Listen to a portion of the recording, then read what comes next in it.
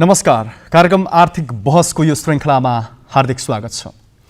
दर्शकबिन, प्रदेश नम्बर 1 सरकार यतिखेर आगामी आर्थिक वर्षको बजेटको अन्तिम तयारीमा जुटेको छ। सोही तयारी अनुसार प्रदेश नम्बर 1 मन्त्री परिषदले आगामी जेठ 24 गते प्रदेश सभाको बर्खा अधिवेशन आह्वान गर्ने निर्णय गरेको छ। आज हामी प्रदेश नम्बर 1 को आगामी आर्थिक वर्षको बजेटको प्राथमिकता र प्रभावहरूको विषयमा केन्द्रित रहेर कुराकानी गर्दैछौँ। र कुराकानी गर्नका लागि स्टुडियोमा आज हामीसँग प्रदेश नम्बर 1 का आर्थिक मामिला तथा योजना मन्त्री टङ्क आङभाङ हुनुहुन्छ। त्यसरी नै प्रदेश योजना आयोगका उपाध्यक्ष सुबोधराज प्याकुरेल हुनुहुन्छ र निजी क्षेत्रको प्रतिनिधिको रूपमा नेपाल उद्योग वाणिज्य महासङ्घ प्रदेश नम्बर 1 का उपाध्यक्ष भीम पौडेल हुनुहुन्छ। म तपाईहरु तीनैजनालाई हार्दिक स्वागत गर्न चाहन्छु। सबैभन्दा पहिले कार्यक्रमको सुरुवातमा आजको विषयवस्तुलाई प्रकाश पार्नका लागि तयार पारेको एउटा भिडियो सामग्री हामी हेर्छौँ। त्यसपछाडि हामी कार्यक्रममा प्रवेश गर्नेछौँ। प्रदेश 1 सरकार आगामी आर्थिक वर्ष 2078-79 को बजेट निर्माणको अन्तिम तयारीमा जुटेको छ। कोरोना भाइरसको महामारीले शिथिल बनाएको प्रदेशको अर्थतन्त्रलाई पुनरुत्थान गर्ने गरी ल्याउन लागेको बजेट आगामी असार 1 गते प्रदेश सभामा प्रस्तुत गरिनेछ। कृषि, स्वास्थ्य, शिक्षा र रोजगार स्थापना लगायतका विषयलाई प्राथमिकतामा राखेर यस वर्ष पनि प्रदेश सरकार बजेटको तयारीमा जुटेको हो। बजेट तयारी अन्तर्गत आर्थिक मामिला तथा योजना मन्त्रालयले आर्थिक सर्वेक्षण, करका दायरा निर्धारण, बजेटको विषयमा छलफल लगायतका कामलाई तीव्र बनाएको छ। मन्त्रालयका अनुसार बजेट तयारी अन्तर्गत आर्थिक सर्वेक्षणको काम अन्तिम चरणमा पुगेको छ भने आर्थिक विधेयक र विनियोजन विधेयक तयार भइसकेको र सबै मन्त्रालयमा बजेटको सलिङ पठाइसकिएको छ। जुन दिन बजेट भाषण गरिन्छ त्यो मात्रै हाम्रो आउटपुट हो, होइन, देखिने कुरो हो। तर त्यो बिचमा धेरै कामहरू भित्र भइरहेका हुन्छन्। जस्तो भनौँ न, अब आर्थिक सर्वेक्षणको काम भयो, हाम्रो चाहिँ आर्थिक ऐन जारी गर्नुपर्ने हुन्छ, करका दर दायराहरूको विषयमा हामीले गर्नुपर्ने हुन्छ। त्यसै गरी हामीले चाहिँ बजेटको छलफलहरू गर्छौँ, बजेटको पिएलएमबिएसमा इन्ट्री गर्छौँ। यी सबै कामहरू हामीले गरिरहेका छौँ। स्टेप बाई स्टेप सबै कामहरू भइरहेको छ। आर्थिक सर्वेक्षणको काम लगभग अन्तिम तयारीमा पुगिसकेको छ। चालु आर्थिक वर्षको समग्र बजेट खर्चको स्थिति पनि सन्तोषजनक रहेको आर्थिक मामिला तथा योजना मन्त्रालयले जनाएको छ।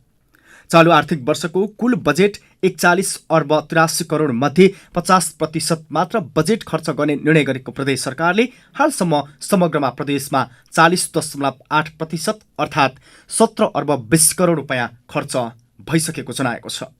कुल बजेटको 50%लाई पूर्ण बजेट मानेर अघि बढाएको खर्चको अहिलेको अवस्था हेर्ने हो भने चालु आर्थिक वर्षभित्र लक्ष्य अनुरूप बजेट खर्च हुनेमा प्रदेश सरकार ढुक्क छ। कोरोना महामारीका कारण विकास निर्माणका कामहरू आंशिक रूपमा मात्र प्रभाव रहेकाले काम स्थगित गर्ने स्थिति नै अहिलेसम्म नबनेको मन्त्रालयको भनाइ छ।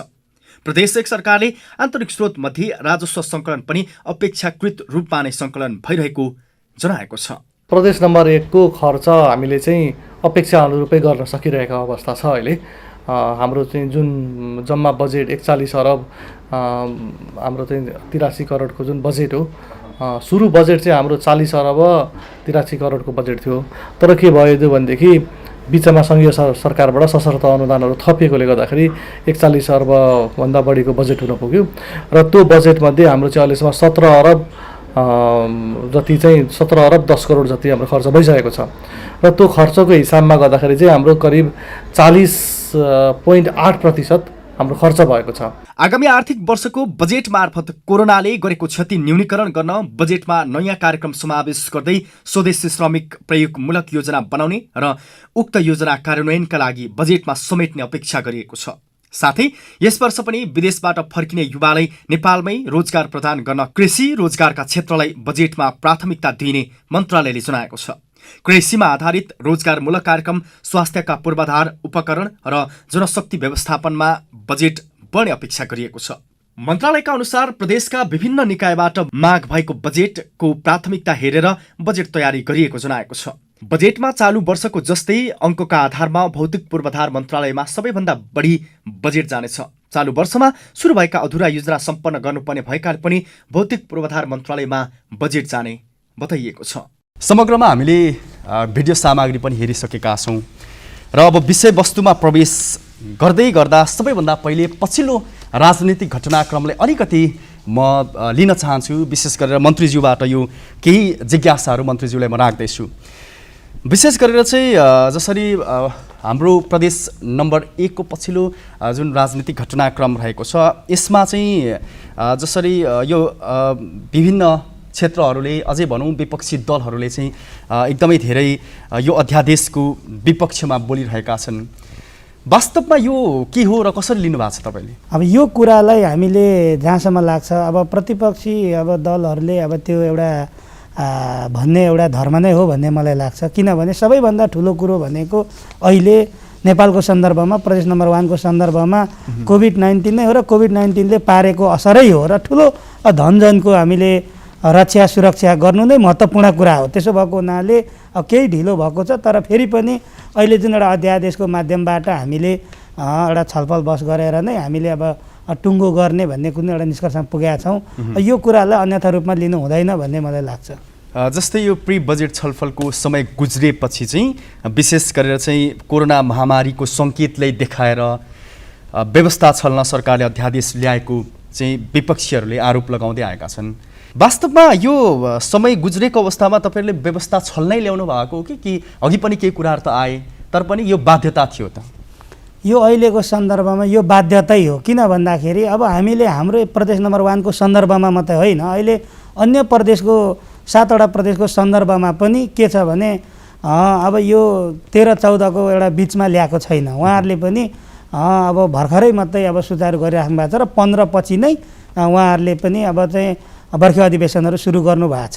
भनिसकेपछि यो एउटा नेपालको सन्दर्भमा यसपटकको यो 78-79 को सन्दर्भमा चाहिँ यो एउटा बाध्यता हो। यो कुनै पनि यो भद्दा नकल होइन। यो अब म उपाध्यक्षज्यूसँग गएँ, ठ्याक्कै पछिल्लो समयको यो राजनीतिक यो जुन खालको एउटा अध्यादेश आयो पछिल्लो समय आर्थिकको विषयमा तपाईँहरूले चाहिँ योजना आयोगको तर्फबाट तपाईँले कसरी लिनुभएको छ यो विषयलाई? सम्पूर्ण प्रदेश सभा सदस्यहरूको समेत भ्याक्सिनको प्रबन्ध गरि नसकेको अवस्था छ।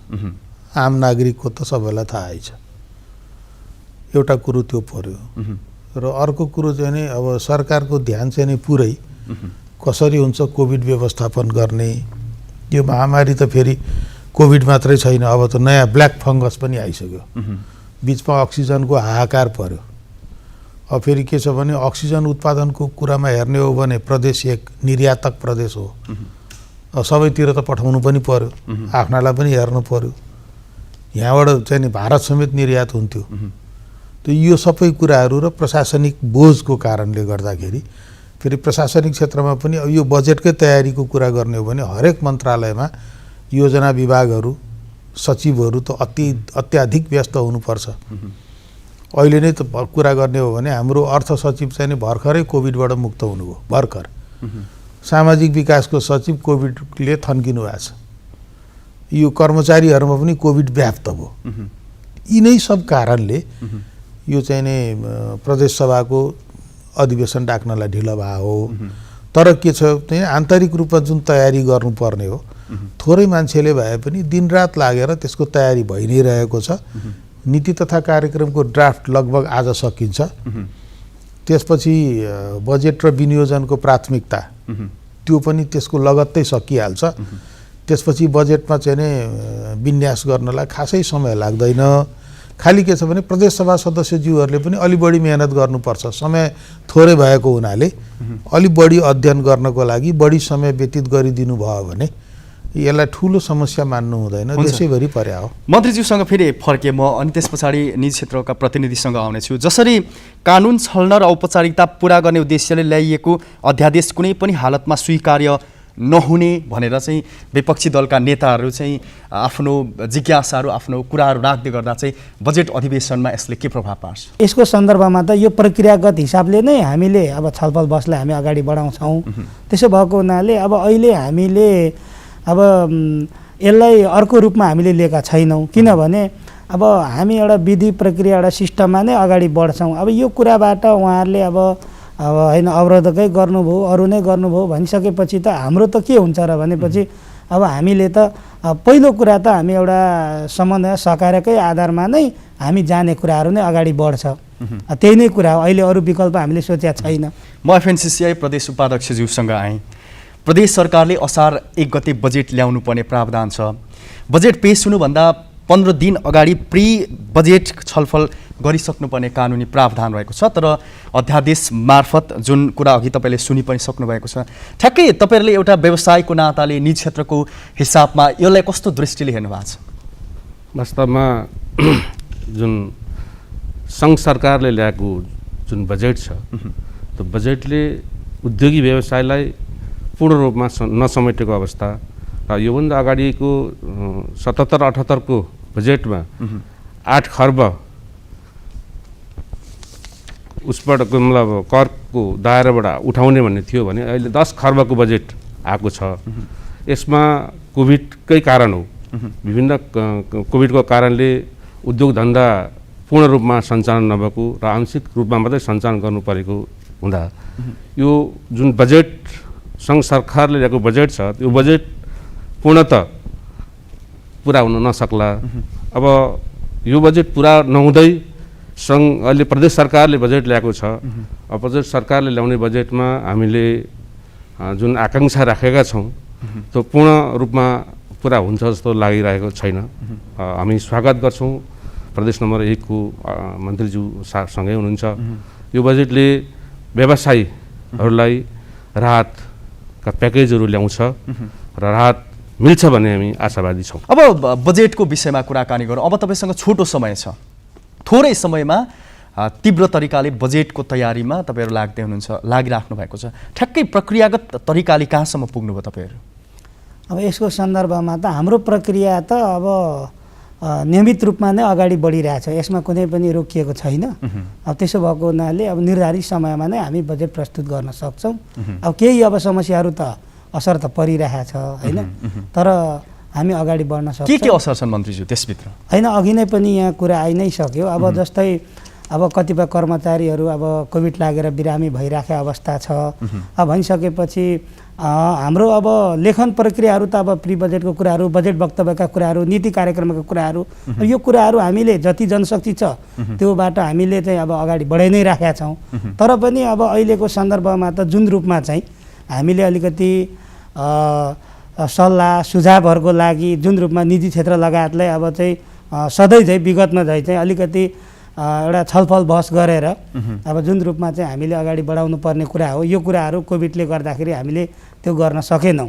अब भनिसकेपछि अन्य कुराहरूमा पनि चाहिँ अब जुन रूपमा चाहिँ हामीले बेलामा अब सुचारू गर्नुपर्ने कुराहरू थियो त्यो कुरा पनि कोभिडले गर्दाखेरि हामीले सकेनौँ। त्यसो भएको हुनाले केही अब टाइमको एउटा प्रेसरको असर छ, तर पनि हामीले यो प्रतिकूल अवस्थामा पनि निर्धारित समयमा नै हामी बजेटहरू अब चाहिँ प्रस्तुत गर्छौँ। ठ्याक्कै आगामी आर्थिक वर्षको बजेट कस्तो बन्ने छ? विशेष गरेर चाहिँ कोरोना भाइरसको महामारीले हरेक क्षेत्रहरू प्रभावमा परेका छन्, ती क्षेत्रहरूको पुनरुत्थानको लागि चाहिँ कस्तो खालको बजेट आउँछ समग्रमा? अब समग्रको सन्दर्भमा त अब अहिले अब हामीलाई थाहा छ अब प्रदेश सरकार एउटा नौलो र नयाँ एउटा सरकार हो र नयाँ अभ्यास गरिराखेको छ र यो प्रदेश सरकार र स्थानीय तह अब सङ्घबाटै बजेटको एउटा सिलिङ आएर 90% अनुदानमा चलेको कुरा हो र अहिले अब करको दायरामा पनि राजस्व सङ्कलन गर्ने सीमित अधिकार प्रदेश सरकारलाई छ। त्यसो भएको हुनाले गर्दाखेरि अब जुन रूपमा अपेक्षाकृत ढङ्गले त अब पूर्ण रूपमा त हामी सक्दैनौँ, तर हाम्रो जे धरातल छ प्रदेश सरकारको जे बजेटको धरातल छ त्यही धरातलमा रहेर सकेसम्म अब हामीले यो बजेटलाई एउटा समावेशी बजेटको रूपमा अब चाहिँ भनौँ एउटा सबै अब क्षेत्रलाई एउटा समेटेर नै हामीले अगाडि बढ्ने हाम्रो चाहिँ अब जमर्को रहन्छ र त्यही कुरामा हामी अगाडि बढिरहेछौँ। म योजना आयोगको उपाध्यक्षज्यूसँग गएँ, अहिलेसम्म तपाईँहरूले के काम सम्पन्न गरिसक्नु भएको छ? यो नीति तथा कार्यक्रमको लागि ड्राफ्ट हामीले तयार गरेर मुख्यमन्त्रीको कार्यालयमा पठाइदिएका छौँ। त्यसपछि यो मध्यमकालीन खर्च संरचना भनिन्छ जसलाई MTF, जसले आगामी 3 वर्षसम्म कसरी चाहिँ हामी बजेट खर्च गर्छौँ भन्ने एउटा फेयरिस्त भन्छ, जसको अनुशासनमा मन्त्रालयहरू बस्नुपर्छ। त्यो निर्माणको लगभग अन्तिम चरण छ। अब मन्त्रालयहरूबाट उनीहरूले छुट्याएको खर्चको रकमको जानकारी आउनासाथ त्यो हामी चाहिँ करिब 2 दिनमै सिध्याउँछौँ।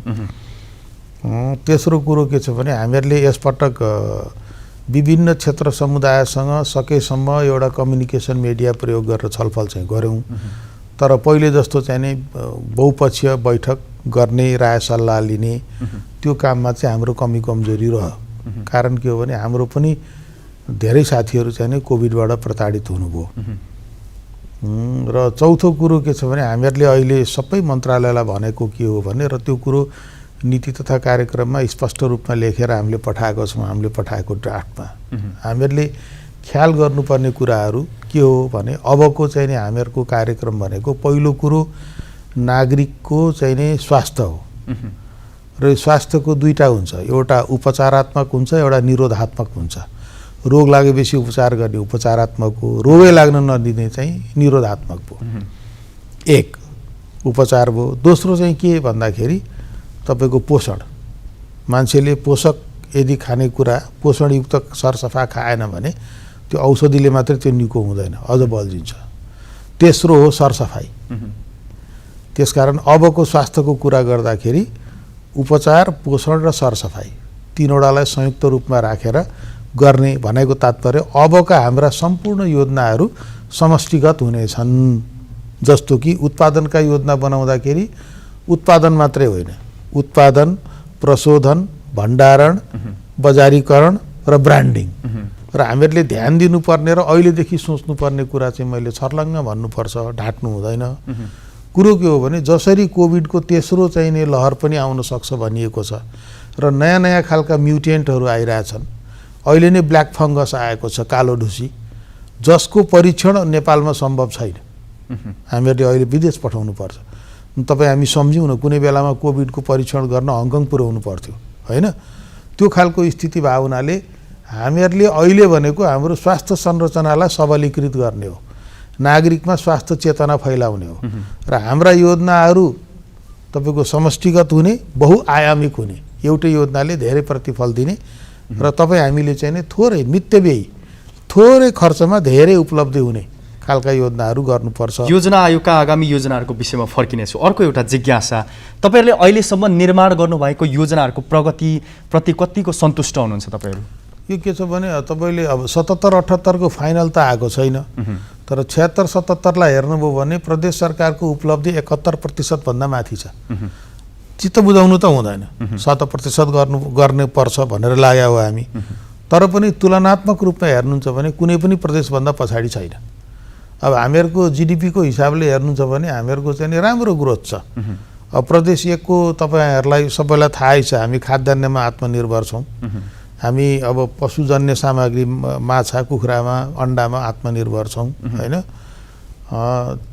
र अहिले तपाईँ यो चाहिँ दोस्रो लहरभन्दा पहिलेको राजस्वको चाहिँ नि असुलीको हिसाब हेर्नुहुन्छ भने झन्डै झन्डै प्रदेश 1 मा त चाहिँ नि करिब 92% भन्दा बढी असुली त यो तपाईँको चाहिँ नि फागुन महिनामा भइसकेको छ। त्यसकारण अहिले पनि मलाई आशा चाहिँ के छ भने हामी 96-97% को हाराहारी राजस्वको असुली गर्छौँ लक्ष्यको। तर कुरो के हो भने अहिलेसम्म नेपालमा जति पनि तहहरू भए, सङ्घीय बाहेक प्रदेश र स्थानीय तह चाहिँ नि स्पेन्डिङ युनिट भन्छ नि, खर्च गर्ने निकाय जस्तो भयो के। उसले आफ्नो राजस्व चाहिँ नि सिर्जना गर्ने, परिचालन गर्न सक्ने कुरा भएको छैन।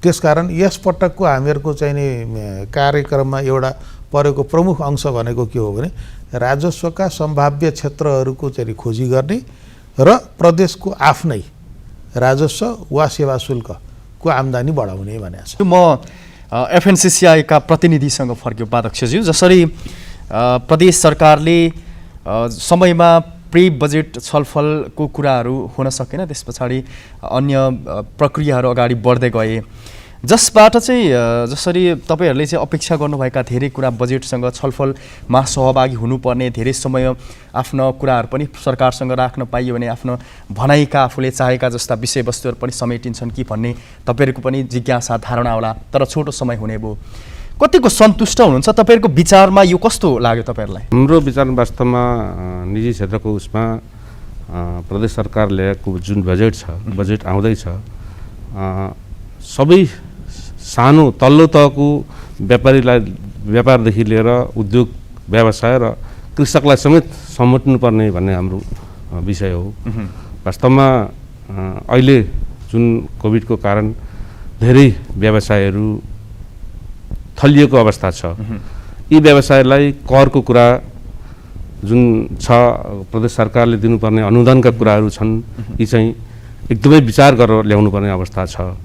जस्तै अब जुन प्रदेश नम्बर 1 मा सुनसरी, मोरङ, झापा, इलामका जुन 4 जिल्ला छन्, यी 4 जिल्लामा इलाममा सबैभन्दा बढी नगदे बालीको हुन्छ भने यी सुनसरी, मोरङ, झापामा औद्योगिक करिडोरहरू छन्।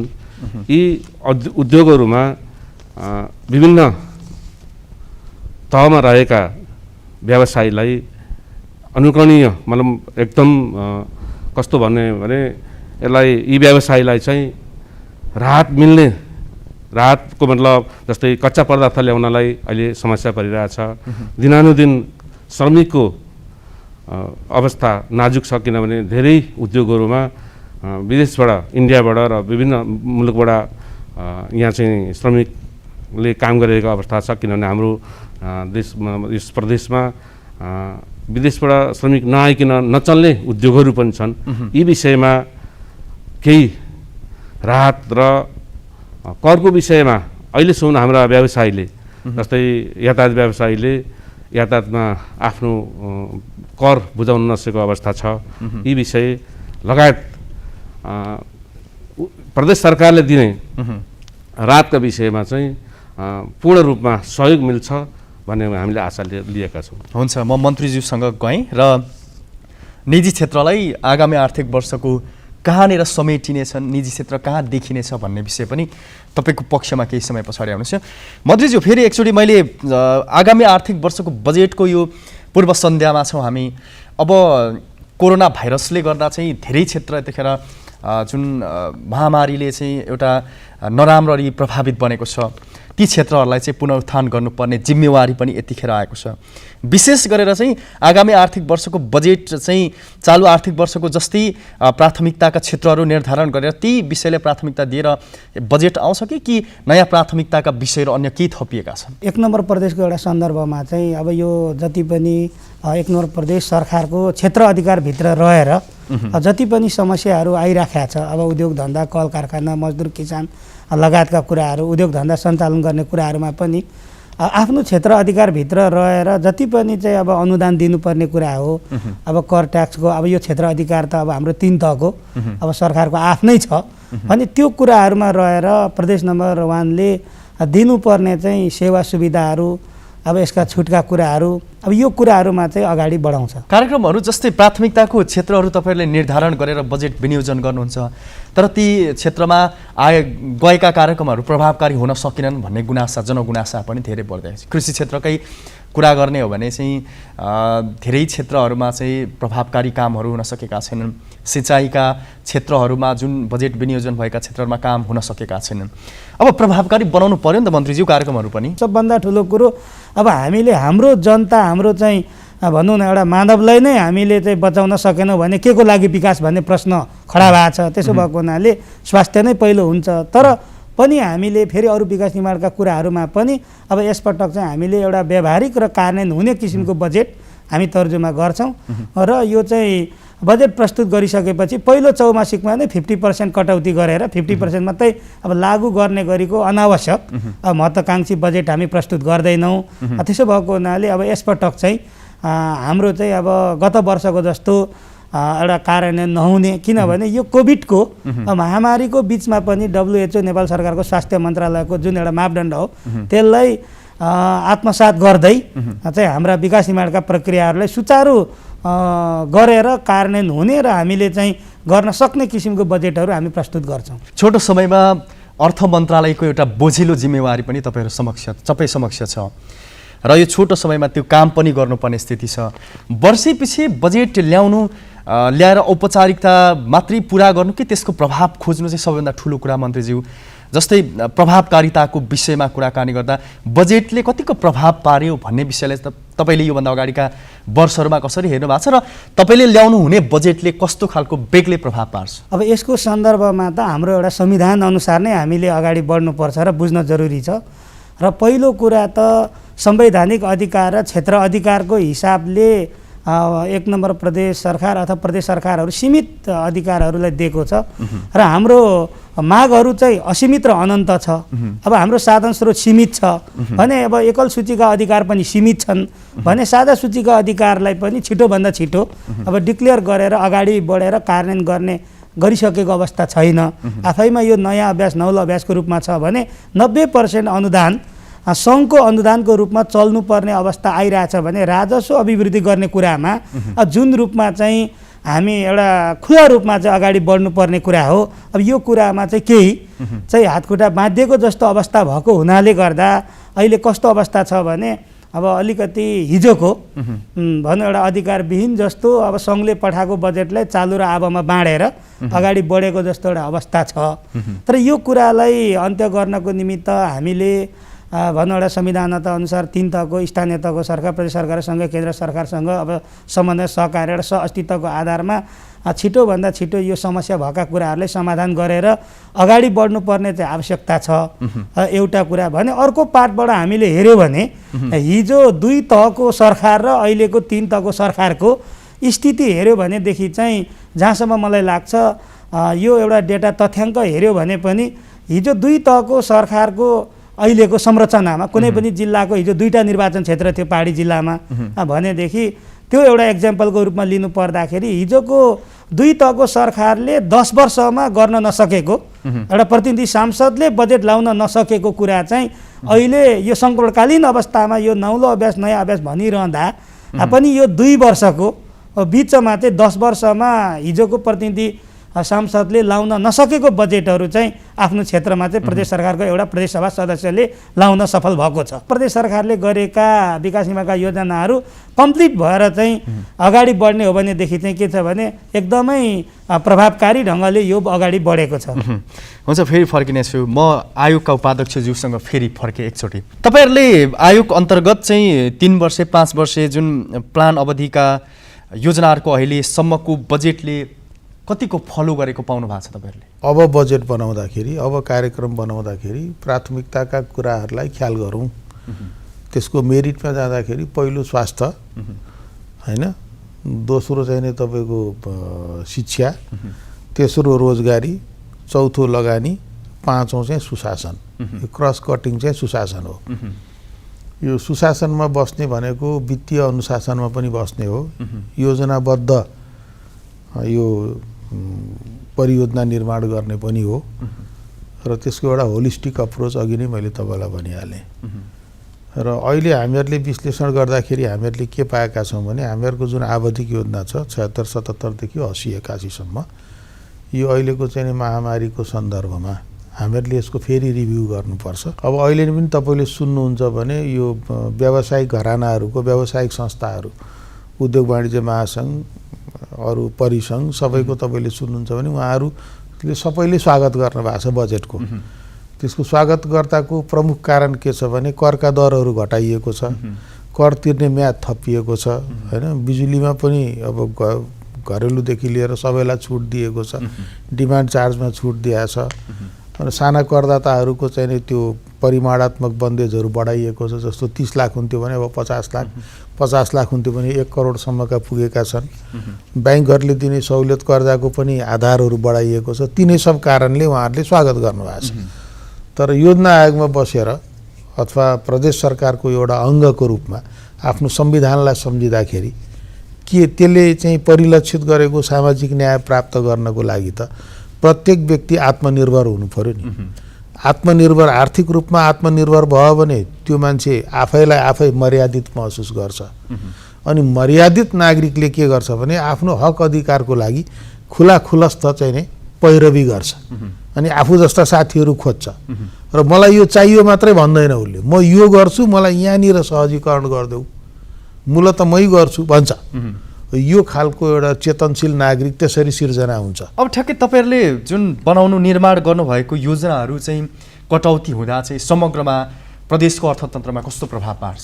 अर्थतन्त्रमा त हामीहरूले सोचे जति उपलब्धि हुँदैन, त्यसमा दुई मात्रै छैन। किनभने हाम्रो प्रोजेक्सन अनुसार यो वर्ष हामीहरूको उन्नतिको दर चाहिँ 7.6% हुनु पर्थ्यो। गत वर्ष पनि कोरोना महामारीको चपेटा थियो, यो वर्ष पनि त्यस्तै खालको एउटा सिचुएसन बनेको छ। अब ठ्याक्कै यतिखेर चाहिँ प्रदेश सरकारको तर्फबाट चाहिँ तपाईँहरूले के अपेक्षा गर्नुभएको छ? बजेट मार्फत चाहिँ निजी क्षेत्रको पुनरुत्थानको निमित्त चाहिँ कस्ता खालका आशाहरू तपाईँहरूले देखाउनु भएको छ? के माग गर्नुहुन्छ प्रदेश सरकारसँग तपाईँहरूले? वास्तवमा पहिलो कुरो त प्रदेश नम्बर 1 का सम्पूर्ण व्यवसायहरूलाई स्वास्थ्यको लागि हामी आफू पनि खोजिरहेका छौँ। भ्याक्सिनको व्यवस्था गरिनु पर्यो, किनभने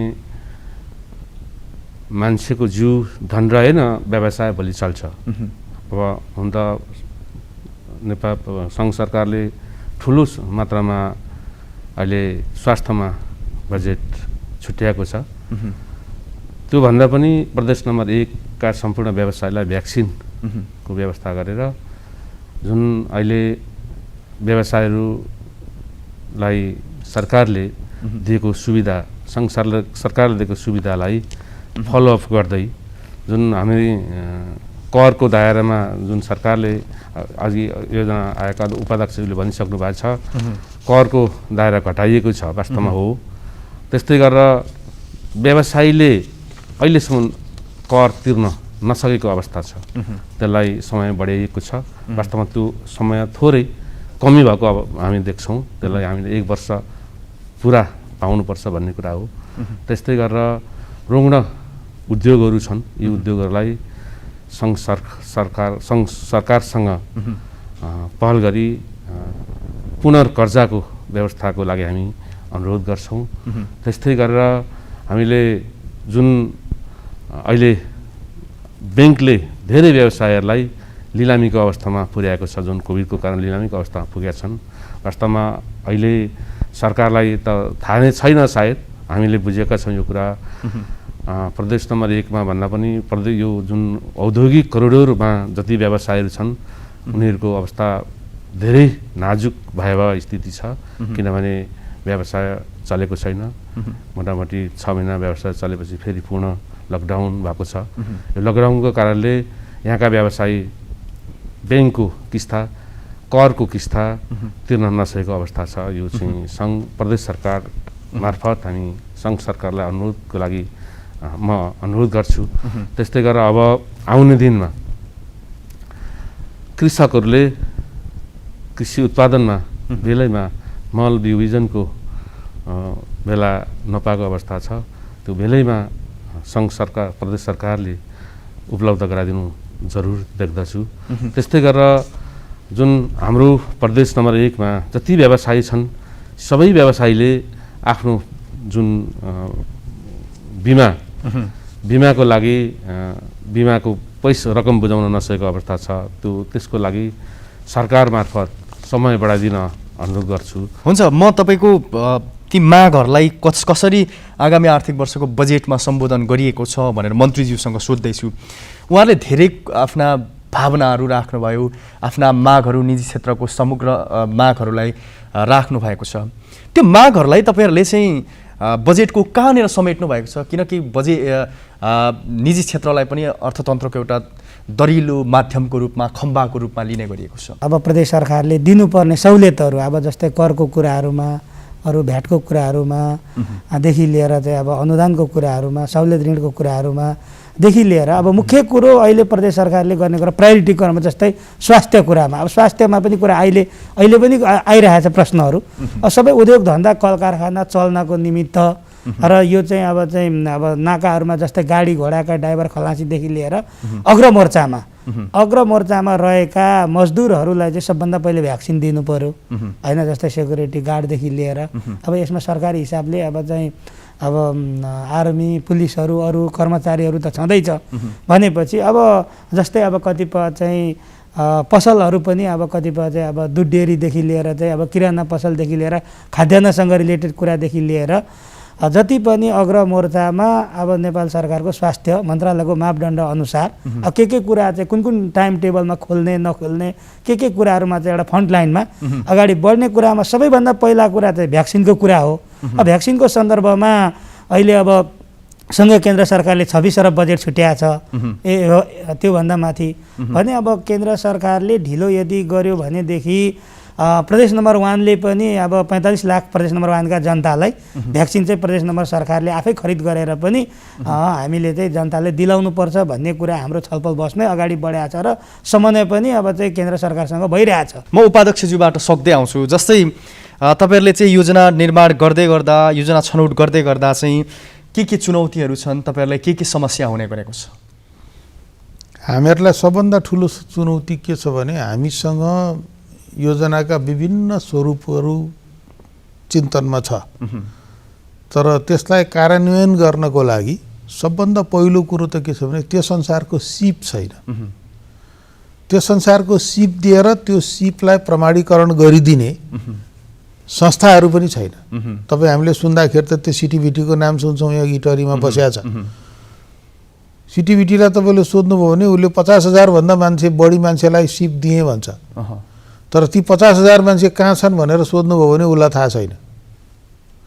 हामीसँग अब प्राविधिक विश्वविद्यालय पनि छ,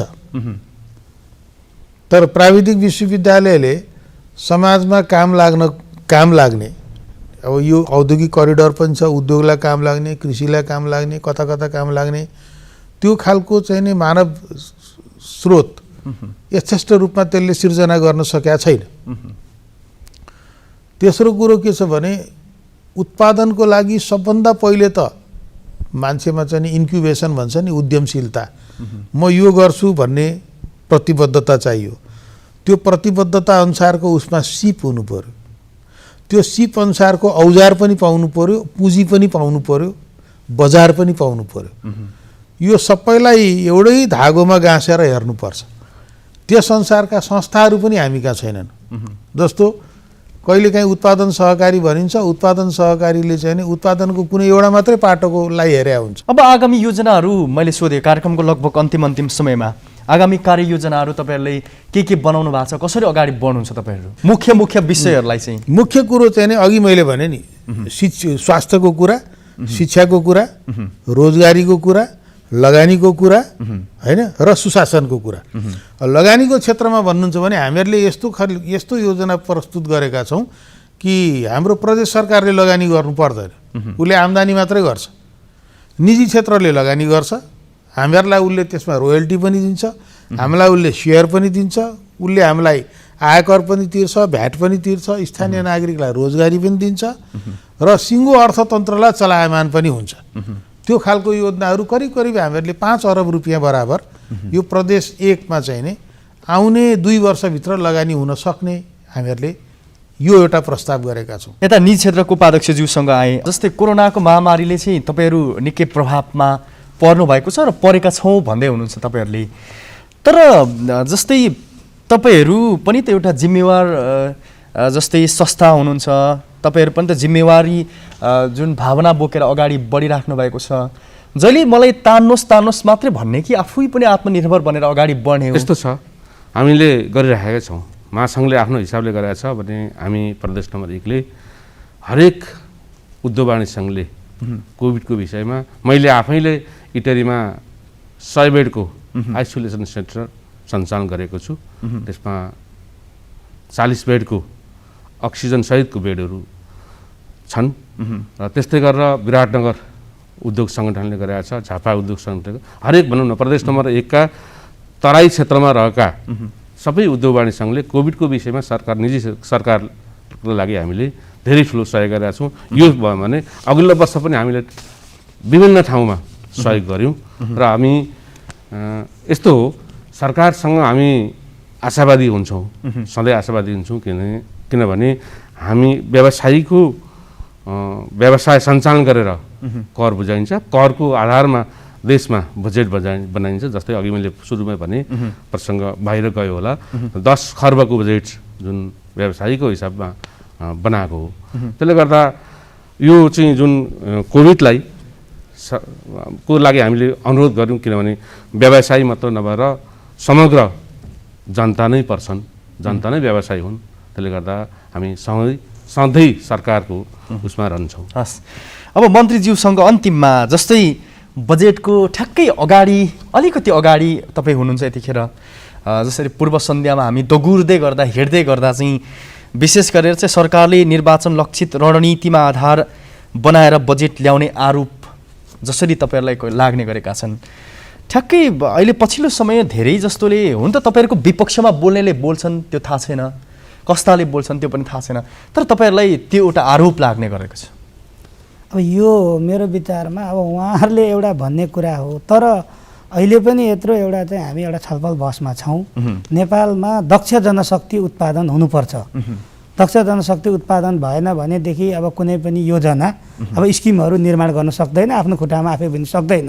त्यसले गर्दा सँगै केन्द्र सरकारले ल्याएको बजेट जहाँसम्म मलाई लाग्छ यो सङ्क्रमणकालीन अवस्थामा कोभिड-19ले असर पारेको बेलामा जुन एउटा शिक्षा र स्वास्थ्यमा ल्याएको छ, अब सबैभन्दा पहिलो कुरो त अब शिक्षा हासिल गर्नको लागि स्वास्थ्य र तन्दुरुस्त हुनु पर्यो पहिलो कुरो। दोस्रो कुरो अब राम्रो शिक्षा हासिल गर्नु पर्यो। अब भनिसकेपछि अब दक्ष जनशक्ति अब चाहिँ उत्पादन हुने भयो, त्यो भएको हुनाले शिक्षा र स्वास्थ्यमा बढी जोड दिएको छ। अब एउटा अब त्यो कुरालाई हामीले चुनावी बजेट भन्नु भएन, त्यो हाम्रो मौलिक हक अधिकारभित्र पनि पर्छ। भनेपछि अब अर्को भनेको अब युवा बेरोजगारहरूलाई कसरी घटाउने त, युवा अब उद्यमी र स्वरोजगार कसरी बनाउने त। अब भनौँ न, अब हिजोको हिसाबले त भन्ने गरिन्थ्यो अब नेपालमा चाहिँ लगभग 35% रिमिट्यान्स चाहिँ अब वैदेशिक अब रोजगारबाट चाहिँ धान्या छ भनेपछि त हाम्रो लगभग 50 लाख भन्दा बढी चाहिँ अब युवाहरू चाहिँ विदेशमा छन्। हाम्रो भनौँ न 3-4 करोडको जनसङ्ख्याको आधारमा भनिसकेपछि अब जस्तै एउटा लोकप्रिय कार्यक्रम भनेको अब भनौँ न ग्रेजुएसन गरेका विद्यार्थीलाई 25 लाख 5%मा चाहिँ अब लोन दिने भनेको छ। अब भनिसकेपछि अब यो कुराहरूलाई मेरो विचारमा यसलाई अब चुनावमुखी बजेट भयो भन्नु मलाई त्यो किसिमको एउटा चाहिँ त्यो एउटा आरोप मात्रै भन्ने लाग्छ। किनभने अब बेरोजगार युवाहरूलाई अब रोजगारी सिर्जना गरेर एउटा उद्यमी बनाउने, रोजगारमा चाहिँ अब चाहिँ अनुबन्ध गर्ने कुराहरूलाई अब यसलाई चाहिँ अब मेरो विचारमा चाहिँ त्यसरी यो चुनावमुखी बजेट भयो भनिराख्नुपर्छ भन्ने मलाई लाग्दैन। हस्, धन्यवाद छ। कार्यक्रमको समय सकिएको छ। सहभागिता जनाइदिनु भएकोमा म तपाईँहरू तिनैजनालाई हृदयबाट धन्यवाद व्यक्त गर्न चाहन्छु। दर्शकबिन, कार्यक्रम आर्थिक बहसको आजको श्रृङ्खलामा 1 नम्बर प्रदेशका आर्थिक मामिला तथा योजना मन्त्री टङ्क आङबुवाङ, प्रदेश योजना आयोगका उपाध्यक्ष सुबोधराज प्याकुरेल र नेपाल उद्योग वाणिज्य महासङ्घ प्रदेश 1 नम्बरका उपाध्यक्ष भीम पौडेलसँग प्रदेश नम्बर 1 ले आगामी आर्थिक वर्षमा ल्याउन लागेको बजेटको फेरस्तको विषयमा केन्द्रित रहेर अन्तर्क्रिया गरेका छौँ। आजलाई कार्यक्रमको समय सकिएको छ। नेपाल टेलिभिजन इटरी च्यानल हेर्दै गर्नुहोला। नमस्कार।